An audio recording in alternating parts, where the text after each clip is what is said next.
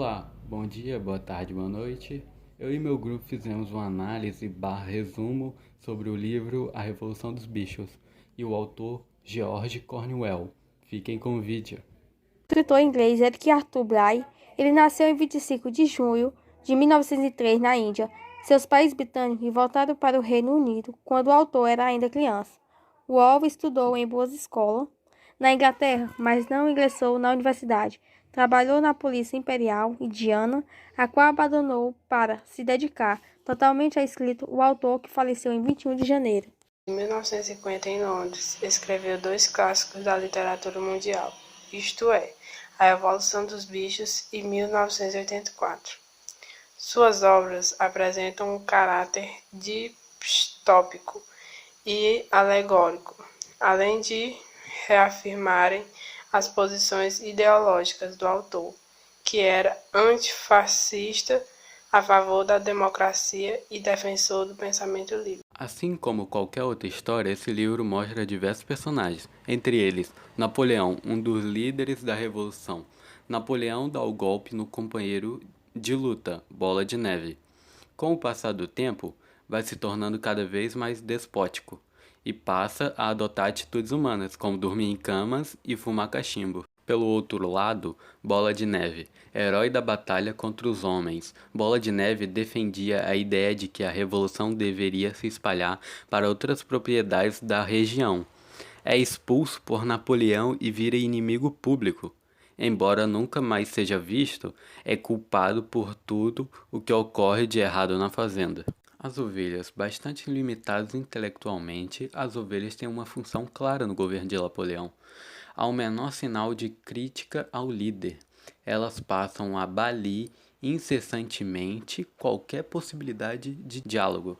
É impossibilitada pela barulheira do rebanho. Sansão é um cavalo devotado à causa e trabalhador incansável. Seu único sonho é poder se aposentar aos 12 anos como prometido, com direito a 2,5 kg de milho por dia e 8 kg de feno no inverno, mais uma cenoura ou uma maçã nos feriados. Isso não acontece. Há um mês de aposentadoria, depois de cair de exaustão, Sansão é encaminhado ao metadouro de cavalos. Benjamin, animal mais idoso da fazenda. O burro Benjamin vê a revolução como uma descrença e se mantém alheio às disputas políticas.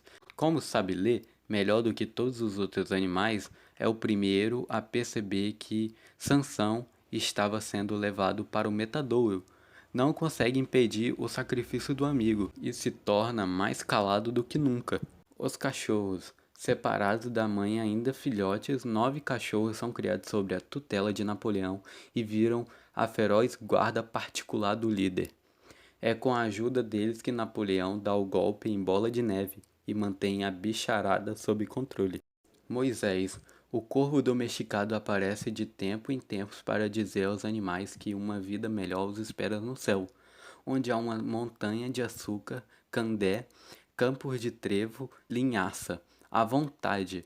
Apesar de não trabalhar, sua presença é tolerada pelos porcos. Sr. Jones, fazendeiro da granja, inicialmente é ele quem lidera os animais. É cruel, avarento e por muitas vezes deixava os animais com fome.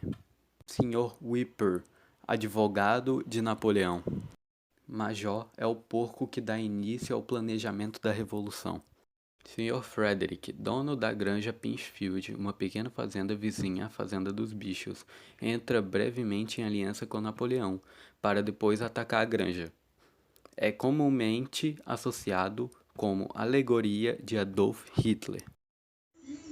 A Revolução dos Bichos, de George Orwell, se passa numa granja liderada inicialmente pelo Sr. Jones. Porém, insatisfeito com a dominação e exploração, é liderado pelo porco major. Os animais decidem fazer uma revolução. Assim, o inimigo seria aquele que anda sobre duas pernas. Os animais se organizam e expulsam Sr. Jones da granja, pois não queria mais ser tratado como escravo dos humanos.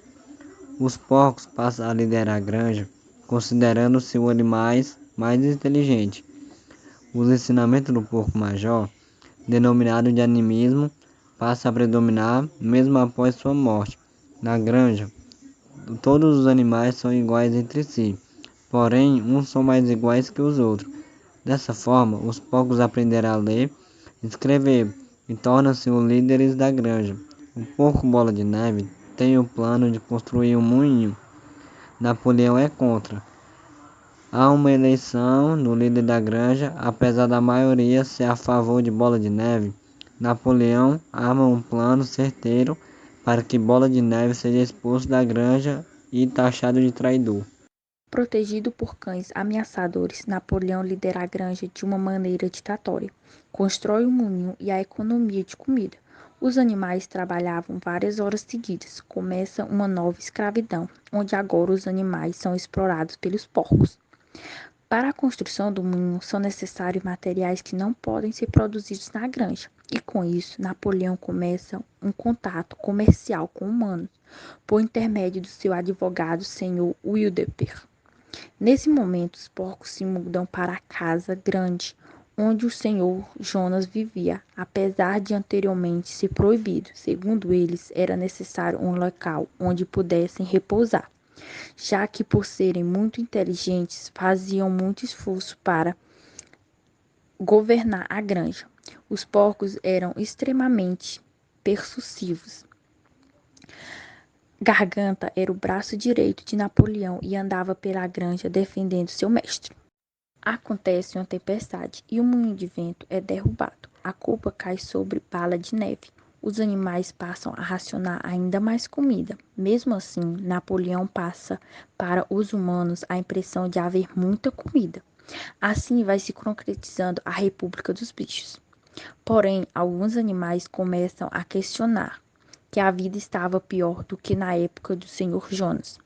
Estavam trabalhando mais, comendo menos e os mandamentos feitos no começo da Revolução estavam sendo cumpridos. Esses animais questionadores foram acusados de serem cúmplices de Bola de Neve e, ao se entregarem, foram mortos. Frederick e seus homens invadiram a granja e explodiram o moinho. Os animais, revoltados com mais uma vez a destruição do moinho, enfrentam e expulsam os homens. Mais uma vez, os animais trabalham demais, sem comida. Sansão, muito trabalhador, adoece e Garganta diz que virão buscá-lo para um tratamento fora da granja. Um carro vem buscá-lo e os animais percebem que era uma carroção do matadouro, através do letreiro do carro. Porém, Garganta dá uma desculpa e os animais aceitam, e Sansão nunca mais aparece. Pouco a pouco, os animais que viviam na época do Senhor Jonas foram morrendo e foi se esquecendo como era antes da Revolução. Como um irônico desfecho, os porcos aparecem andando sobre duas patas, contrariando um dos mandamentos do início da Revolução, onde 4 patas bons, 2 patas ruins, e finalmente os porcos unem-se definitivamente aos homens. Oi, me chamo Daniele Silva, sou do primeiro ano B de Administração e eu estarei falando um pouco sobre a Revolução dos Bichos. Nesse livro, em uma revolução liderada pelos porcos, os bichos expulsam seres humanos de uma fazenda chamada Granja Solar. Então, sempre que eram questionados acerca da miséria em que viviam pelos demais bichos, os porcos respondiam que seria o pior se os humanos voltassem a acomodar e mostravam estatísticas fajutas acerca de como a vida havia melhorado depois da expulsão dos humanos. Como não tinham padrão de comparação, os animais acreditavam. Para poderem conduzir a granja, eles elaboraram 7 princípios que foram escritos na parede do celeiro. Esses princípios procuravam distanciar o novo gerenciamento da granja. Com o passar do tempo, o poder atribuído aos porcos foi se tornando cada vez maior, e estes lentamente foram se distanciando do objetivo original da Revolução, que era possibilitar uma vida melhor para todos os bichos. Então, com mais o passar do tempo, os mandamentos básicos da Revolução foram sendo alterados para justificar as atitudes que cada dia mais se distanciavam das ideias revolucionárias. Durante a noite, os porcos reescreviam os princípios na parede do celeiro. Olá, meu nome é Ravena Gomes da Silva, sou do primeiro ano ADM-B. Então, os animais, né, os bichos, eles começam meio poucos andando em duas patas, sentados à mesa com os humanos, tomando as bebidas alcoólicas, jogando pôquer. Os animais assistiam a tudo, olhavam de um porco para o homem, de um homem para o porco. Já era impossível distinguir quem era o homem e quem era o porco. Bom, a história aqui contada lembra a situação política, né? A situação política brasileira, na atualidade, qualquer semelhança é com acontecimentos políticos ocorridos no Brasil. No entanto, é coincidência, George, ao que sabe, nunca esteve por aqui e faleceu em 1950.